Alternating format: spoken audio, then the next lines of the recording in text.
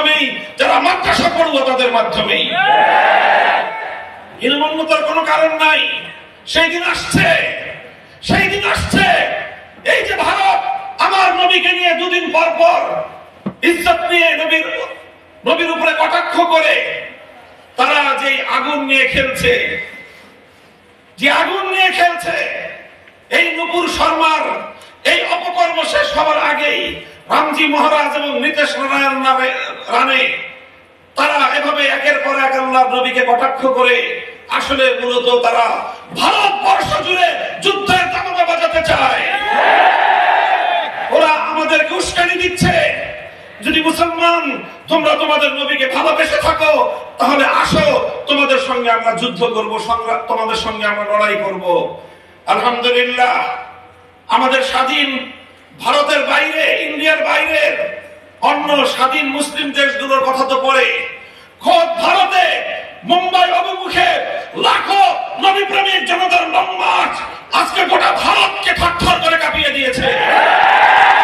আমরা ভারতের মুসলমান দেশকে অভয় দিতে চাই, তাদেরকে সহমর্মিতা জানিয়ে বলতে চাই, যদি নরেন্দ্র মোদীরা হিন্দুত্ববাদ প্রতিষ্ঠার জন্য আমার নবীকে বারবার আঘাত করতে চায়, আমরা এই উপমহাদেশের প্রায় 100 কোটি মুসলমান ভারতকে খান করার জন্য যা করতে হয় তাই করব। আমরা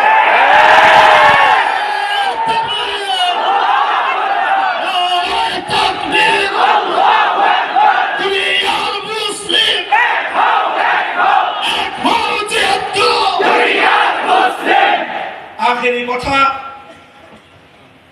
আমাদের অন্তর্বর্তীকালীন সরকারের উপদেষ্টাদেরকে বলি, দেখেন একটা আমি স্মৃতিচারণ করি অতীতের এক সময়।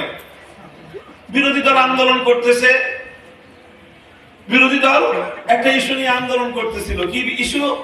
এই যে এই নির্বাচন কমিশনার, প্রধান নির্বাচন কমিশনারকে আমরা মানি না, নাম ছিল তার আব্দুল আজিজ কমিশন মানি না। সরকার বলল ঠিক আছে, আজিজ কমিশনার মানা করে বদলায় দিই আমরা। বদলায় দিল আর একটা প্রধান নির্বাচন কমিশনার, নাম হলো মাহফুজ। ও আসলো যখন, বিরোধী দল দেখলো এটা তো আরো বড় তাদের জন্য সমস্যা। যখন সরকারে থাকে তখন বিরোধী দলকে বিরোধী মতের সংগ্রাম এবং আন্দোলনগুলোকে দমন করার জন্য এই ধরনের অপকৌশল অনেকেই আশ্রয় নেয়। যে প্রথম দেয় ছোট শয়তানের বিরুদ্ধে প্রতিবাদ করলে ঠিক আছে বদলায় দিলাম, বদলায় বসায় বড় শয়তানকে। ডক্টর ইউনূস সাহেব, অন্তর্বর্তীকালীন সরকার, আমাদেরকে এত বোকা ভেবেন না। একটাই অনুরোধ করবো, এত বোকা ভাববেন না আমাদেরকে। আমরা এক শয়তানের বিরুদ্ধে আন্দোলন করলে ছোট শয়তান বদলায় বড় শয়তান বসাবেন। আপনারা শিক্ষা ব্যবস্থায় ধর্ম রিলেটেড বিষয়গুলোকে সাব্যস্ত করার জন্য আপনাদের তত্ত্বাবধায়ক সরকারে একজন ধর্ম উপদেষ্টা আমাদের আলেম সমাজের থেকে প্রতিনিধিত্ব করতেছেন, ডক্টর আহমদ খালিদ সাহেব। বাংলাদেশের ইসলামপন্থীরা সকলে তার ব্যাপারে একমত, কারো তার ব্যাপারে দ্বিমত নাই। এরকম একজন ইসলামপন্থীদের সর্বজন গ্রহণযোগ্য ব্যক্তি আপনাদের পরিষদে থাকার পরেও আপনারা শিক্ষা কমিশনের ধর্ম বিষয়ক স্কলার যখন নেবেন, আহমদ খালিদ সাহেবকে জিজ্ঞাসা করেছেন? আপনারা করেন নাই।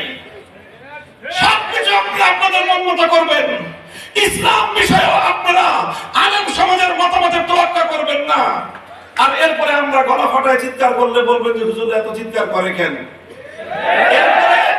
এরপরে ছোট শয়তানের বিরুদ্ধে আমরা প্রতিবাদ করলে ওই ছোট শয়তান বদলায় বড় শয়তান বসাবেন।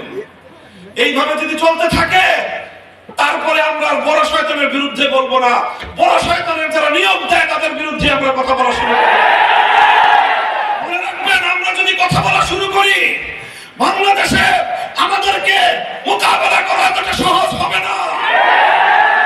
আমরা যতটা সহজে আল্লাহর দ্বীনের জন্য রক্ত দিতে পারি, আর কেউ এতটা সহজে রক্ত দিতে পারে না। রক্ত দিয়ে সব রাজত্ব রঞ্জিত করেছি, আমরা রক্ত দিয়ে হাটহাজারি রঞ্জিত করেছি, আমরা রক্ত দিয়ে শহীদ বাড়িয়ে তৈরি করেছি। টেকনাফ থেকে তেতুলিয়া আমরা যে পরিমাণ রক্ত দিয়েছি, জাতিবাদের মোকাবেলায় আর কেউ এতটা রক্ত দেয় না।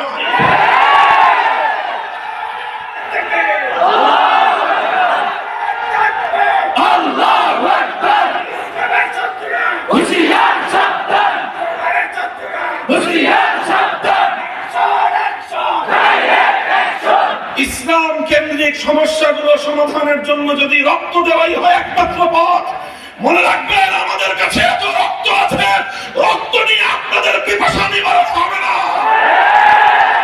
আমরা বহু রক্ত দিতে পারবো, আপনারা সে রক্ত পান করে শেষ করতে পারবেন না। নবীর ইজ্জত, ইসলামের গৌরব, ইসলামের মর্যাদা আমাদের কাছে এতটাই মূল্যবান, আমি এবং আমার সন্তানরা সহ আমরা রক্ত দিতে প্রস্তুত, ইসলামের প্রশ্নে আপোষ করতে প্রস্তুত না।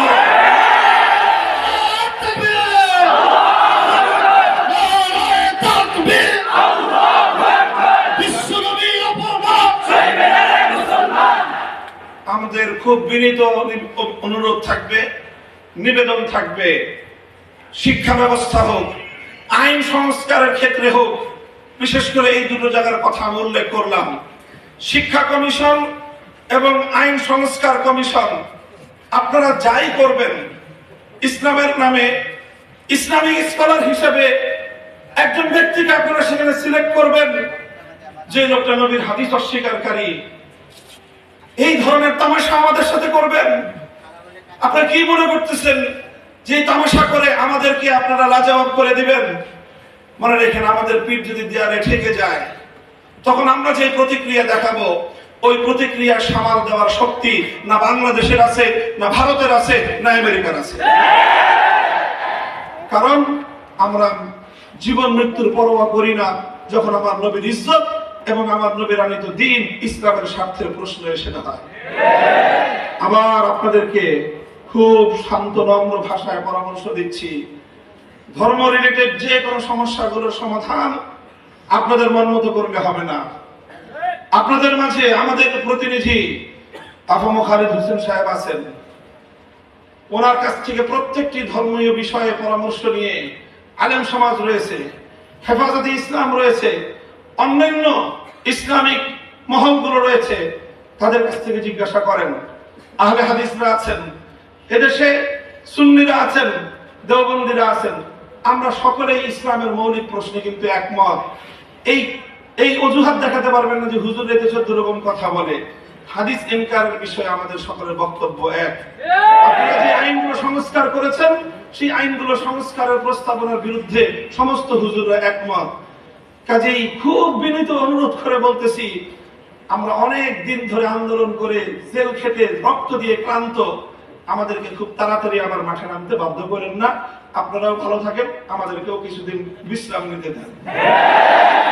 যদি আমাদেরকে বিশ্রাম দিতে আপনাদের খুব খারাপ লাগে, তাহলে ইনশাআল্লাহ শাপলা চত্বরে আমি আপনাদেরকে দাওয়াত দিয়ে